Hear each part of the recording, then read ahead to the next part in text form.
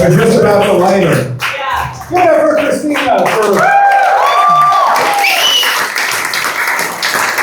I was talking football. I lost track of time. That's what happens when there's no NFL on. Alrighty. Are you guys ready for your next comic? Alrighty. One of the great things about running a fun show like this is some people show up and want to do a guest spot. So that's what we've got right now. He's been doing comedy for about a year or so. So be nice.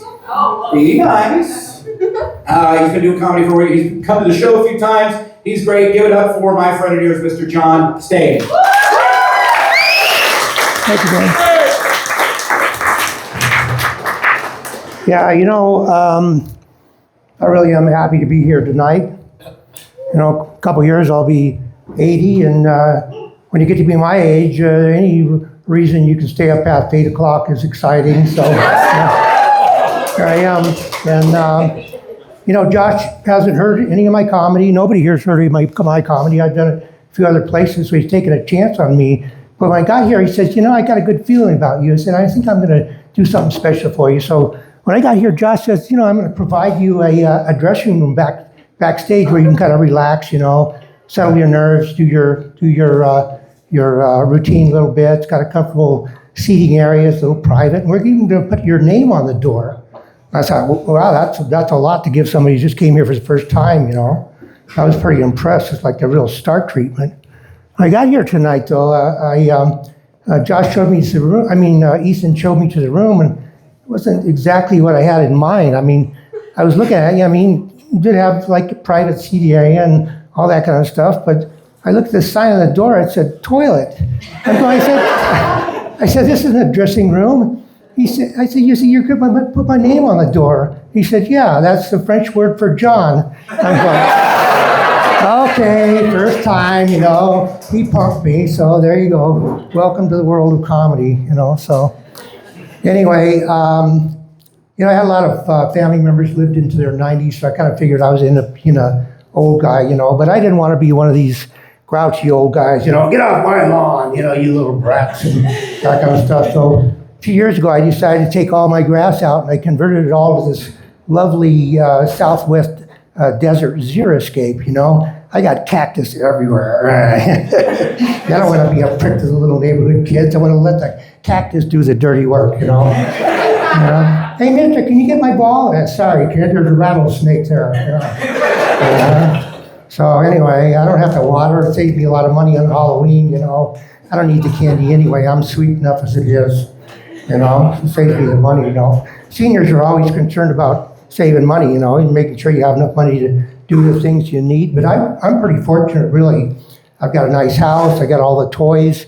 I got enough money coming in every month to do the things that I like to do. And it's all because a few years ago, I came up with this really interesting side hack that literally makes me thousands of dollars every year. I don't have to do anything. It's real simple, Every week, the government takes money out of your paycheck, and at the end of the month, they give it to me. Genius, right? I really like that. I haven't had an opportunity to thank you guys, and I'd really like to come around later on and pat y'all on the back, to give you a personal thanks, So, diet's important too. My body is a temple, and so I got to be careful. You get old, So I got this routine. I get up in the morning and have a big cup of coffee and something to eat with a lot of fiber. Now my preference is cannabis fiber. A couple of gummies, a doob, a dab, a brownie or two, dusted with the Adderall, maybe a handful of mushrooms. I want to tell you, I'm smiling for the rest of the day.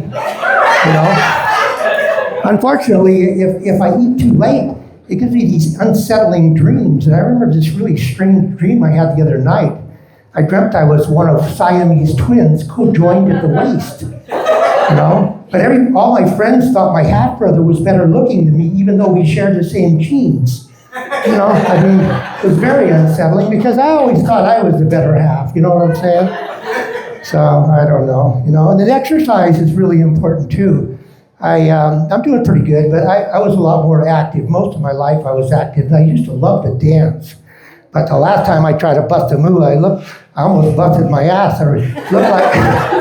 I looked like somebody trying to get off the toilet with their pants around their ankles and one leg asleep, Yeah, you've been there, right? Don't take Netflix in there with you, you know? So even though I can't dance anymore, I still like to go out and listen to music a few times a month. And I found this really intimate little place that still plays all my old favorites. The elevator in my doctor's office. You know? I think my doctor's into cosplay too. You know, all the girls around there are dressed like nurses, you know? Kind of like that. So, but there was one woman that I really liked, and we did a lot of things together. I mean, she was a competitive skier since high school, and I was a really good snowboarder. I'm serious. I used to do the bumps and the steeps, and I loved the trees and things like that. But eventually I had to stop doing that because there's no fucking snow. You know? But I mean, this girl was the full package. Not only was she gorgeous, you know, she was a gourmet cook. She was a 5th degree black belt in karate, and she was really friendly unless you try to steal her parking lot. And then she was like, ooh, you know. Anyway, she was really smart though. She could have been a Jeopardy superstar, you know. I mean, she was so smart, regularly I questioned whether she was actually a natural blonde.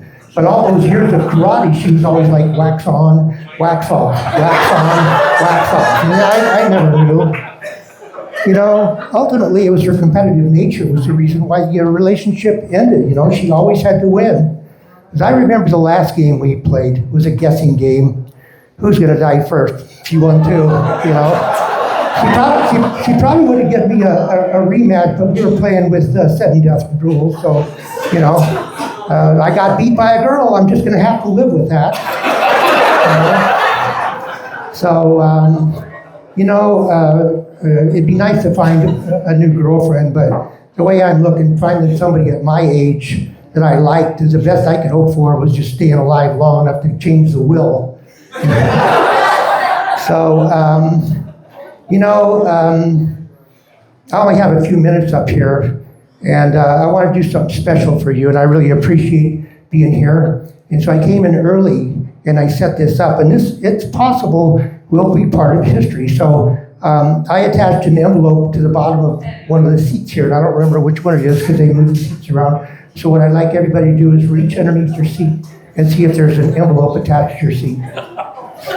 Reach underneath it. Reach underneath. Anybody find it? Reach under your seat. Okay, now everybody tickle your butt. Okay, come on. I was going for the world record of the number of people convinced by subterfuge to all tickle their butt in public at the same time. But to tell you the truth, I'm not sure that I made it. I was hoping there's a representative from Guinness World Book here to do the numbers, but I'd have to say it's not going to happen tonight, you know. So anyway, you know, I mean, we don't have no budget for prizes. It's a free show, you know. So. Anyway, you know, I look at the comedy of life in day-glow colors. Now, it might just be the mushrooms, you know.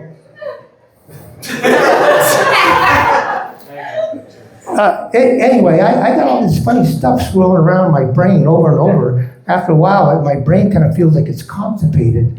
And so for me coming up here and doing stand-up comedy is kind of like a laxative for my brain, you know, like a release. So I don't know when it's going to start, but I know once it starts, it's going to be a big old shit pile of fun. You know? And I really want to thank you. I really, really have enjoyed coming here. I was here last month. I love this crowd, and this is actually the first time I've ever been able to come here with some regular comedians. Everything else has been like open mic, so I really appreciate it. Thank you much. And thanks Ethan over there. You know, this guy, he's a discoverer of new talent. Give it up for John! Good? Good job. I promise you that's the only set you're going to hear anybody use the word subterfuge. Give it up for John one more time. That's great. All right, the next comic, he either shows